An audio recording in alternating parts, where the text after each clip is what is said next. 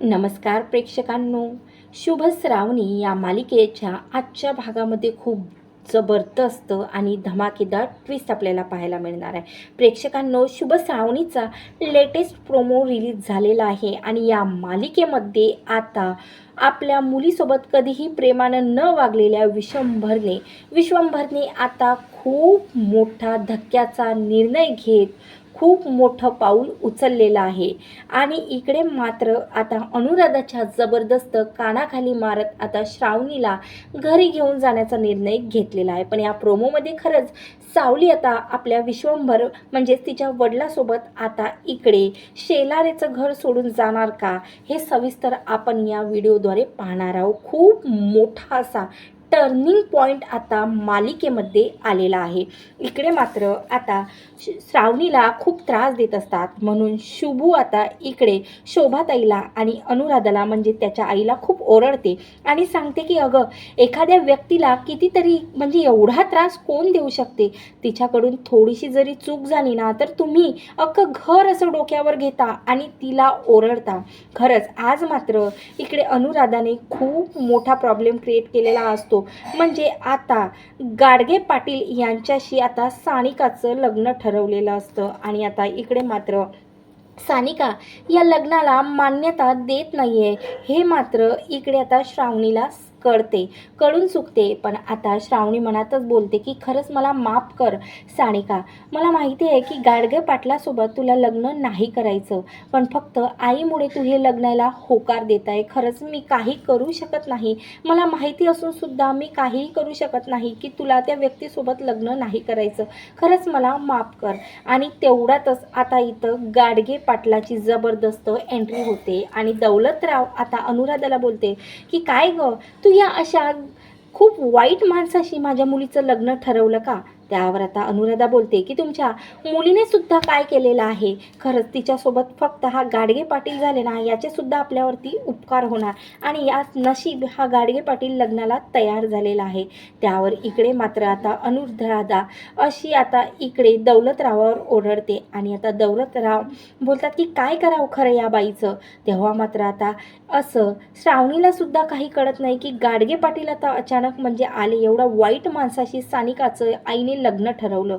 तेव्हा मात्र आता इकडे शेलारे कुटुंबातील जे दौलतराव असतात ते आता सरळ गाठतात, ते म्हणजे विश्वंभर रावाच्या घरी जातात. कारण आता त्यांना कळून चुकलेलं असतं की ही अनुराधाबाई स्वतःच्या मुलाचं नवऱ्याचं कुणाचंही काही ऐकायला तयार नाही. म्हणून तो आता विश्वंभर रावांना भेटायला जातो. पण आता विश्वंभर राव काही त्यांना भेटत नाहीत, पण अर्पणा जी काही असते घरी ते त्यांना भेटते. आणि आता तेव्हा अर्पणाला इकडे हात जोडून दौलतराव सांगते की हे बघा, तुमच्या मुलीसोबत माझी बायको जरी ती असली तरी खूप अन्याय करत आहे. खरंच एक वेळ जर आता इकडे विश्वंभरराव साहेब आता जर आमच्या घरी येऊन गेले आणि अनुराधाला थोडं समजावून सांगितलं तर मात्र ती श्रावणीशी नीट वागणार. खरंच खूप अत्याचार होत आहे. एवढंच नाही तर तिला बाहेर एका सतरंजीवर झोपायला लावत आहे. खूप असे अन्याय होत आहे. आणि आता गाडगे पाटील तर आमच्या घरचं जावई बनवण्यासाठी इकडे मात्र अनुराधाने हा निर्णय घेतलेला आहे.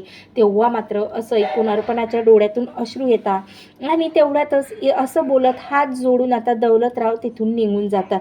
तर इकडे मात्र आता अर्पणा लगेच संध्याकाळी विश्वंभरकडे येतो आणि बोलते की आज दौलतराव आपल्या घरी आलेले होते, शुभूचे वडील आपल्या घरी आले होते.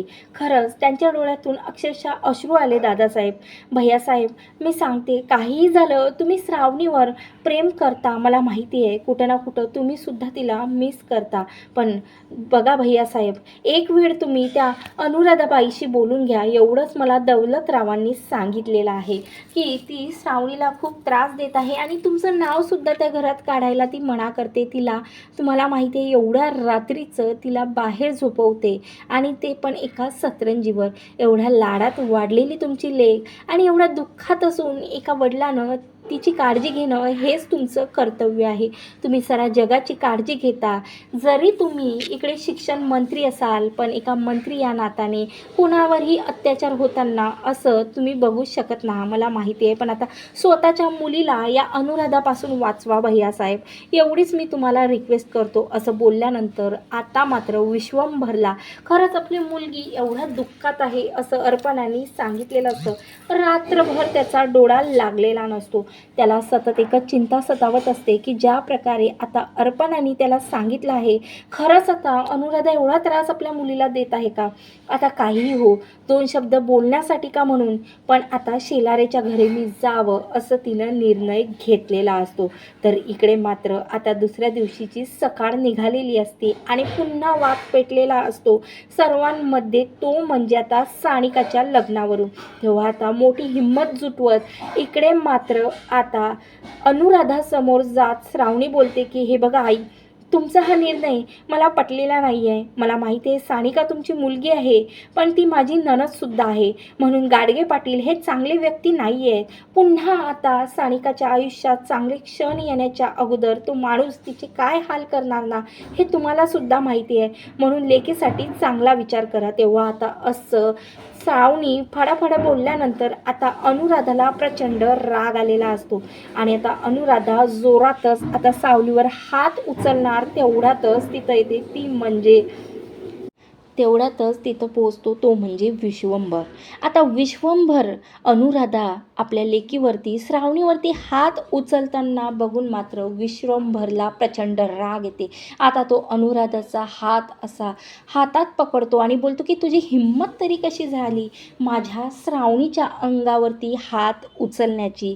ती विश्वंभरची मुलगी आहे, एका शिक्षण मंत्र्याची मुलगी आहे, तरीसुद्धा तुम्ही तिच्यावर एवढा मोठा अन्याय करता. तेव्हा आता इकडे प्रचंड रागावलेल्या विश्वंभरने जबरदस्त अशी कानाखाली लावत अनुराधाच्या जबरदस्त कानाखाली लावलेली असते. तेव्हा मात्र आता दौलतरावाला खूप शांतता झालेली असते की त्याने रिक्वेस्ट केलेली असते. त्यामुळे आता विश्वंभर इकडे आता शेलारेच्या घरी प्रकटले असतात.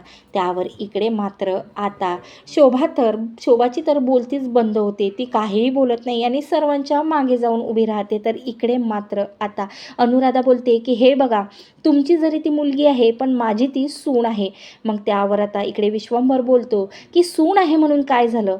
एवढं कोणी तिच्यासोबत असं वागणूक देते का? काय बोलली तुम्ही की तिच्यावरती हात उचललाय तुम्ही?